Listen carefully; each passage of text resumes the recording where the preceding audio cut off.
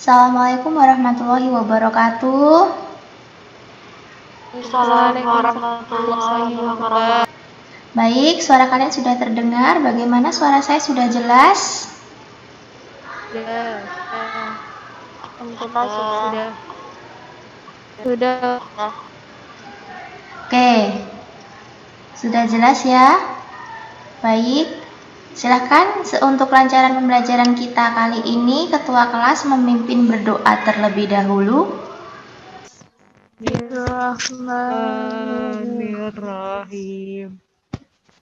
Baik, alhamdulillahirobbilalamin. Saya cek dulu partisipannya di sini. Ada berapa yang ada di layar saya? 16 peserta. Oke, berarti sudah nihil ya ini ya. Hari ini masuk semua. Alhamdulillahirobbilalamin. Baik, di sini Ustazah sangat senang sekali berjumpa lagi dengan kalian di kesempatan kali ini dalam masa karantina kalian di sekolah untuk persiapan kalian masuk kembali ke asrama sampai kalian nanti selesai masa karantinanya. Kita masih belajar daring ya, melalui Zoom maupun Schoology yang sudah kemarin kalian pelajari. Nah, untuk adab aturan main yang harus kita sepakati bersama, yaitu yang pertama, kalian bisa mematikan mikrofon ketika pembelajaran. Yang kedua, kalian bisa menyalakan mikrofon apabila ingin bertanya atau ingin menjawab pertanyaan. Terlebih dahulu kalian bicarakan nama kalian untuk proses pemberian skor. Yang ketiga, kalian bisa menghormati satu sama lain apabila ada teman kalian yang berpendapat. Nah, untuk pembelajaran kali ini kan sudah siap? Siap semua ya? Siap semua? Oke, baik. Dan untuk pembelajaran kali ini kita belajar bersama tentang biologi, di mana sangat dekat sekali dengan diri kita masing-masing. Ustazah tekankan kalian tetap bersemangat untuk mengikuti pembelajaran. Baik, di sini ada video yang sangat menarik sekali, bisa kalian tonton, coba dicek. Tubuh, tekstur rambut, dan warna mata yang bervariasi merupakan hal yang sering dijadikan karakteristik dalam menganalisa seseorang. Namun, warna kulit yang berbeda pada manusia merupakan sifat yang paling sering digunakan ketika menggambarkan individu. Seperti halnya kulit hitam yang merupakan karakteristik orang Afrika, kulit kuning langsat orang Asia seperti Cina, serta kulit putih yang menggambarkan orang Amerika dan Eropa. Lalu, kenapa warna kulit manusia berbeda-beda? Sebagaimana yang tercantum dalam Quran Surat Ar-Rum ayat 22 yang menjelaskan bahwa bukan hanya bahasa yang beragam di setiap negara di dunia, namun juga warna kulit manusia yang berbeda-beda tersebut menjadikan keunikan tersendiri yang merupakan tanda kebesaran Allah Subhanahu wa Ta'ala. Bismillahirrahmanirrahim. وَمِنْ آيَاتِهِ خَلْقُ السَّمَاوَاتِ وَالْأَرْضِ وَاخْتِلَافُ أَلْسِنَتِكُمْ وَأَلْوَانِكُمْ إِنَّ فِي ذَلِكَ لَآيَاتٍ لِلْعَالِمِينَ. Ayat di atas rasanya kurang lengkap tanpa penjelasan ilmiah yang selama ini para ilmuwan teliti perihal warna kulit manusia yang berbeda-beda. Pada dasarnya, perbedaan warna kulit pada manusia bisa dicermati dari beberapa bidang ilmu, di antaranya biologi dan geografi. Salah satu faktor yang mempengaruhinya adalah melanin. Melanin merupakan zat kimia pigmen kulit yang berfungsi membantu melindungi kulit terhadap efek matahari, seperti kanker kulit dan penuaan dini. Melanin diproduksi oleh melanosit, yaitu sel khusus di lapisan dermis kulit. Kulit manusia terdiri dari lapisan epidermis yang paling luar, lapisan dermis di tengah-tengah, dan lapisan subkutan yang paling bawah. Jadi, bisa disimpulkan bahwa perbedaan warna kulit yang pertama dipengaruhi oleh melanin. Dari video tersebut, mengapa warna kulit kita berbeda? Ada yang tahu? Silahkan. Saya sadar. Oh ya, sebutkan nama. Afifah. Oke, saya sambil mencatat kalian. Afifah. Mengapa warna kulit kita berbeda? Perbedaan warna kulit itu ditentukan dari tubuh kita. Nah, kromosom dalam gen. Betul. Jadi ada di situ di video ada pigmen melanin ya. Kemudian melanin itu merupakan suatu sifat, suatu karakter. Nah, karakter tersebut sudah kita pelajari kemarin, yaitu tentang gen DNA. Yang kedua, bagaimana gen mengatur ekspresi penentuan sifat kita, yang di sini contohnya adalah warna kulit yang berbeda. Ada yang tahu bagaimana prosesnya itu berlangsung? Silahkan. Saya Ustazah. Ya, sebutkan nama. Yayan, oke.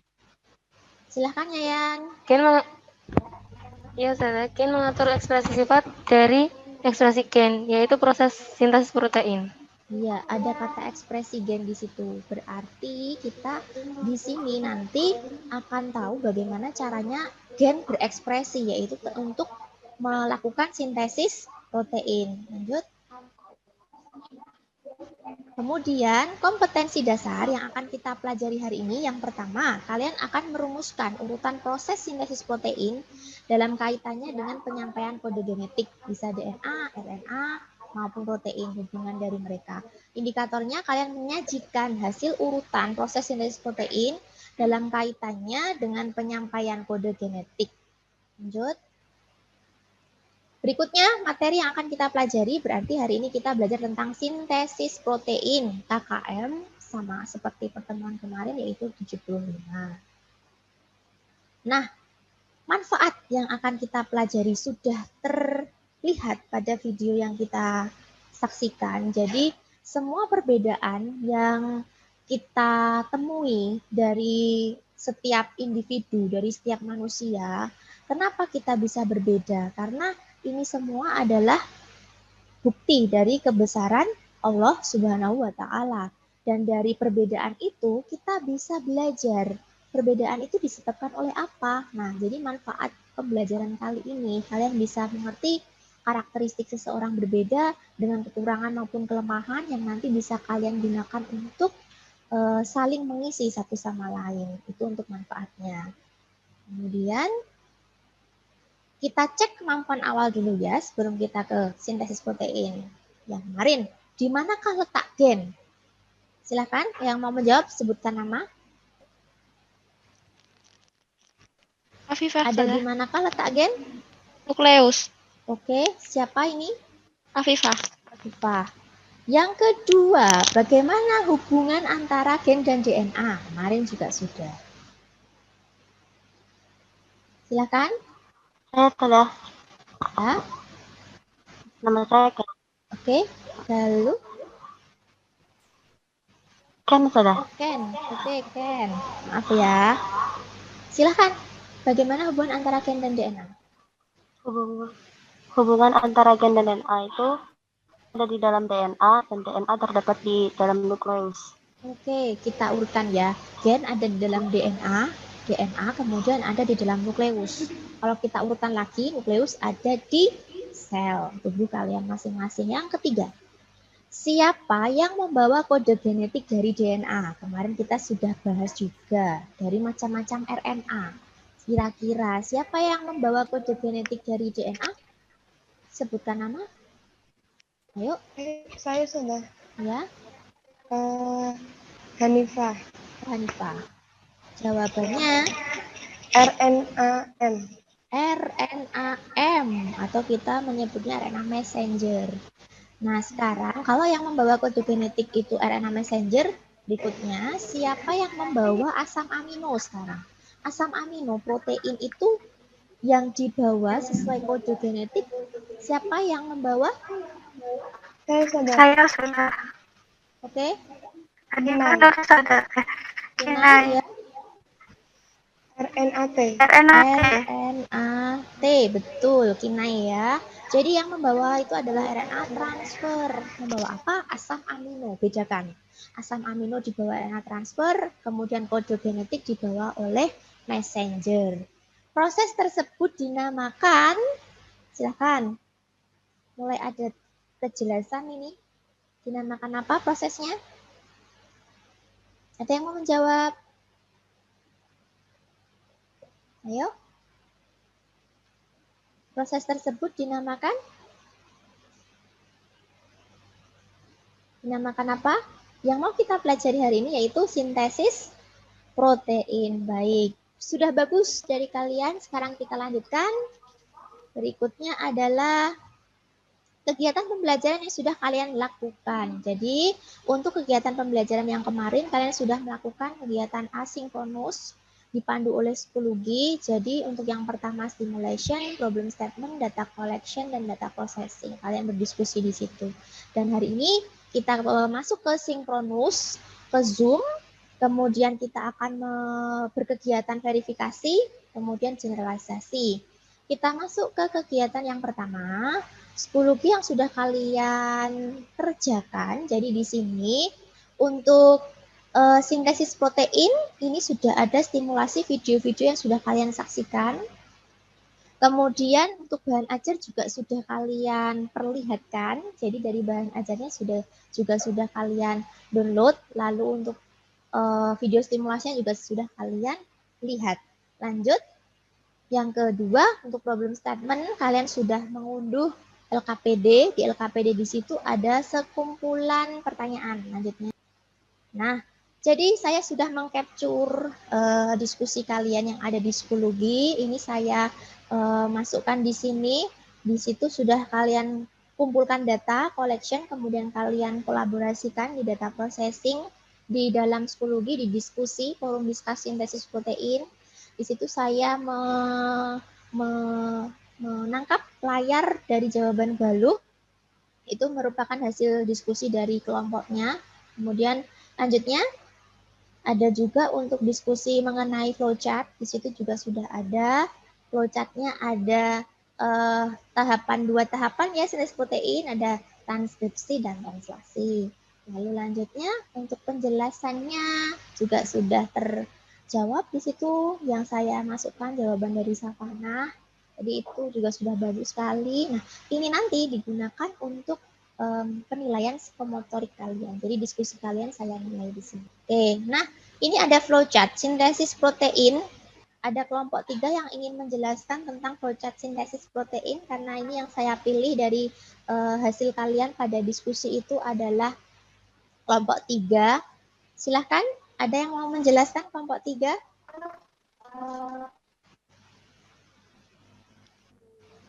Saya saja. Oke, kelompok 3 siapa yang menjelaskan? Saya saja. Ya, namanya? Savana. Savana, baik. Silahkan dijelaskan karena ini berkaitan dengan proses, jadi teman lainnya bisa diperhatikan ya, perhatikan baik-baik. Silahkan.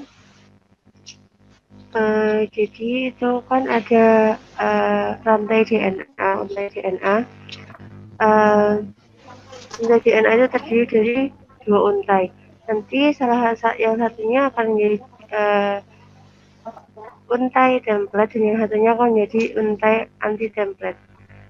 Untai template tersebut itu adalah untai yang nanti akan disalin menjadi mRNA. Ya. Penyalinan tersebut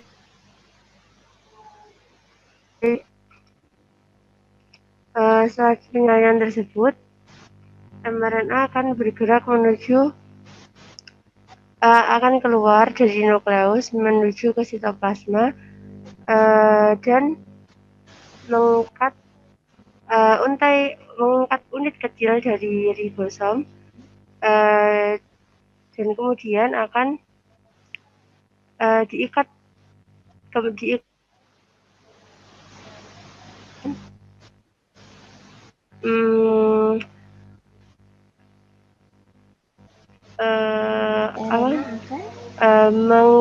dari subunit ribosom yang besar dan kemudian akan terjadi proses translasi atau yang bisa disebut dengan proses penerjemahan. Proses tersebut akan mengartikan tiga kode basa nitrogen itu menjadi satu asam amino. Dan proses tersebut akan berlanjut dimulai dari codon start sampai codon stop. Dan nanti akan menghasilkan polinukleotida yang panjang. Dan setelah nanti sampai di codon stop, maka nanti proses translasi akan berhenti dan polinukleotida akan terlepas dari ribosom. Oke, Sekian Ustazah. lengkap sekali. Baik. Dari penjelasan yang sudah menurut saya sudah sangat bagus. Ada yang masih ingin bertanya?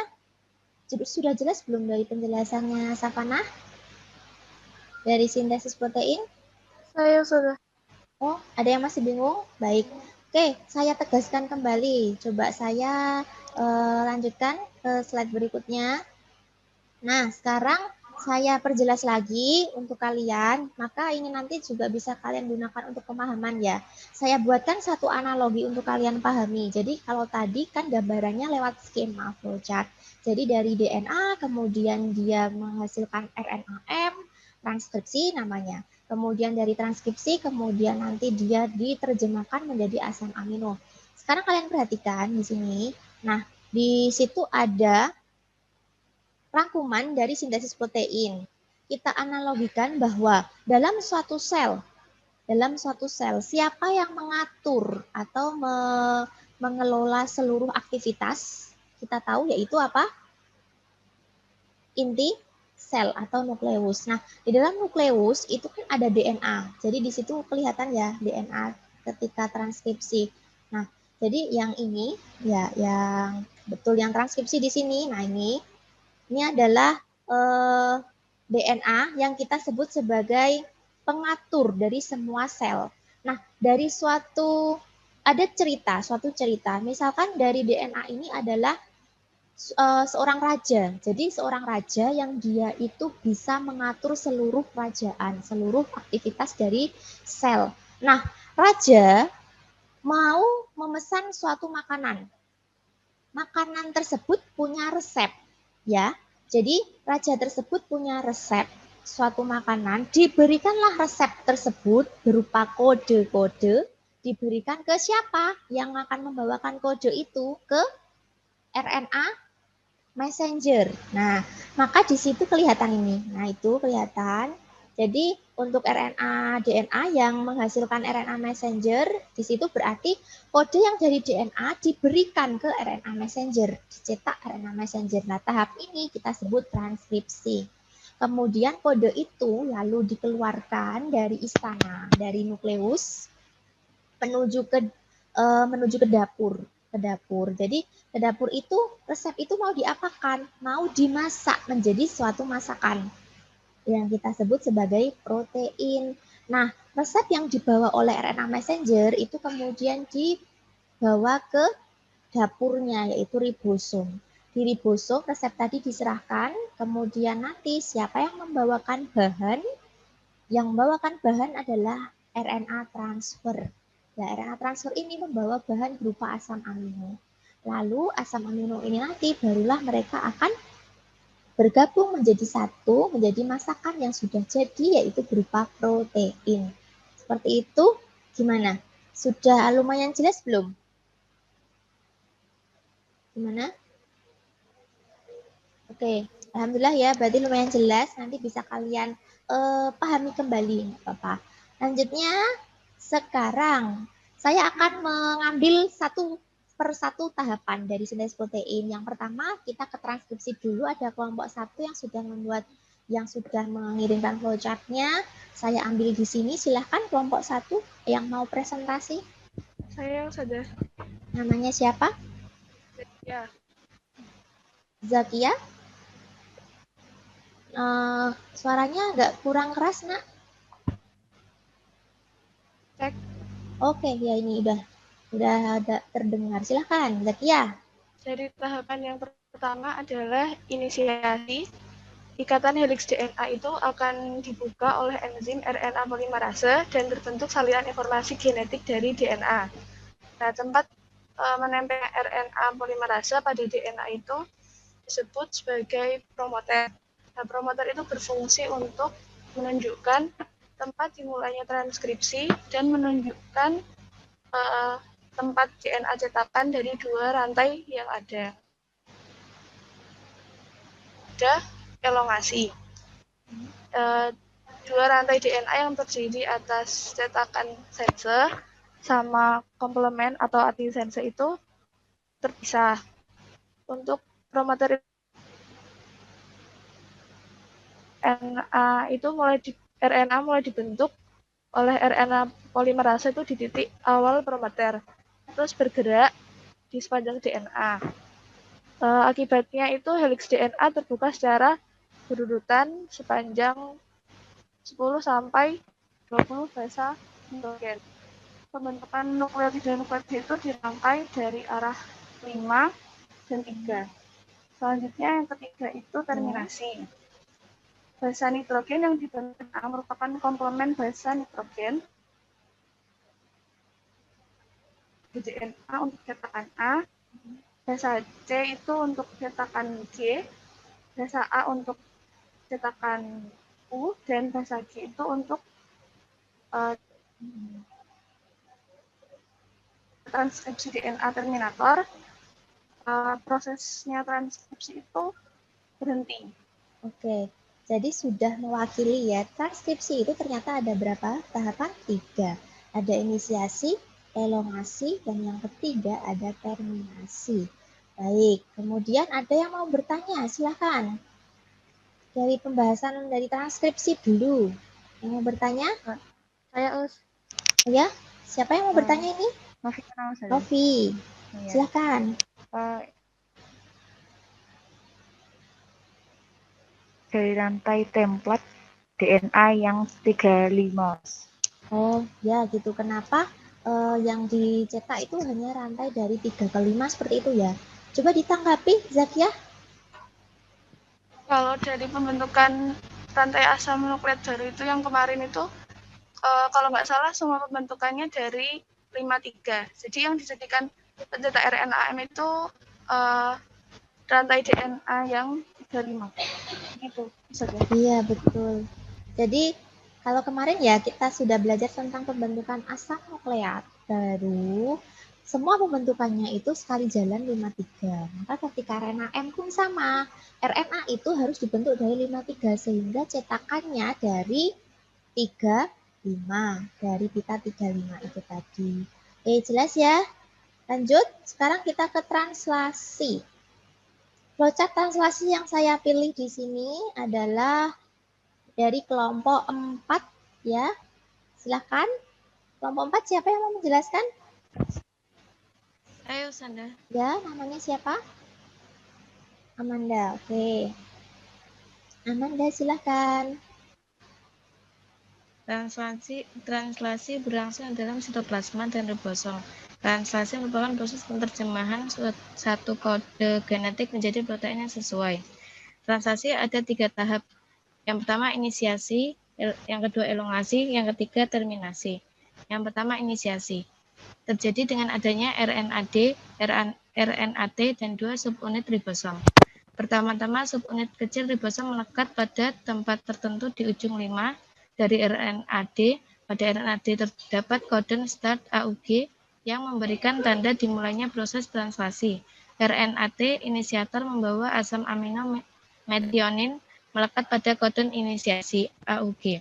Yang kedua elongasi. Pada tahap elongasi sejumlah asam amino ditambahkan satu persatu pada asam amino pertama atau metionin. Codon RNAD pada ribosom membentuk ikatan hidrogen dengan antikodon molekul RNAT yang komplement dengannya.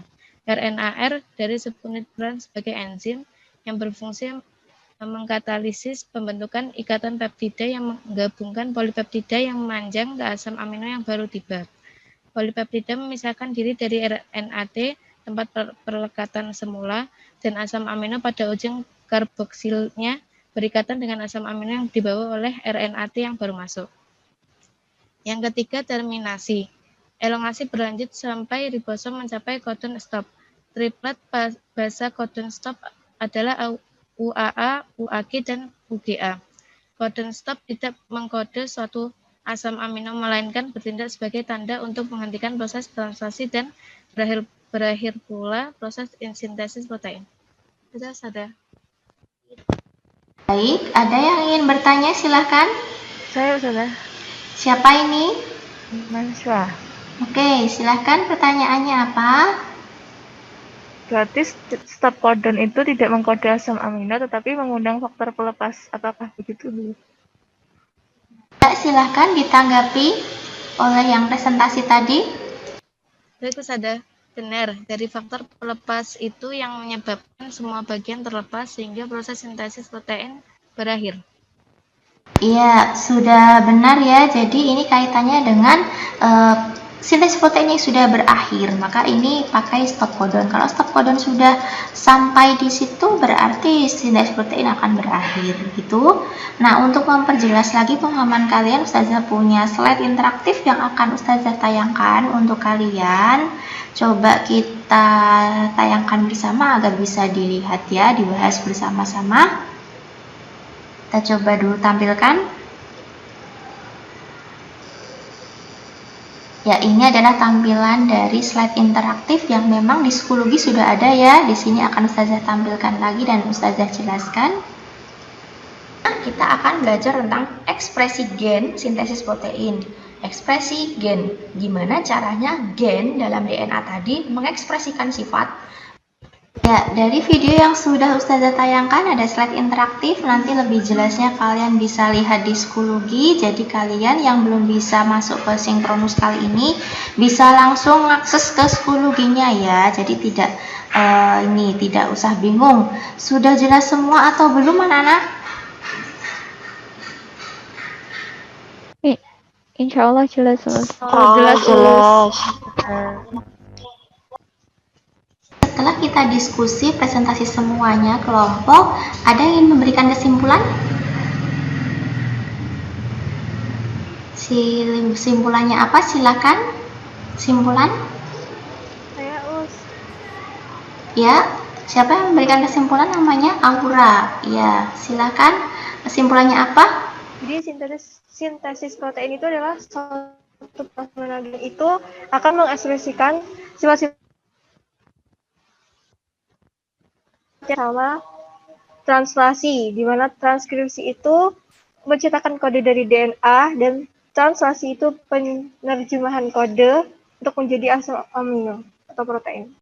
Oke, jadi dari kesimpulannya sintesis protein ada dua tahap. Yang pertama transkripsi, yang kedua translasi, yaitu transkripsi pencetakan, sedangkan yang translasi adalah penerjemahan menjadi protein. Dari semuanya ada yang ingin ditanyakan? Sudah jelas belum? Sudah.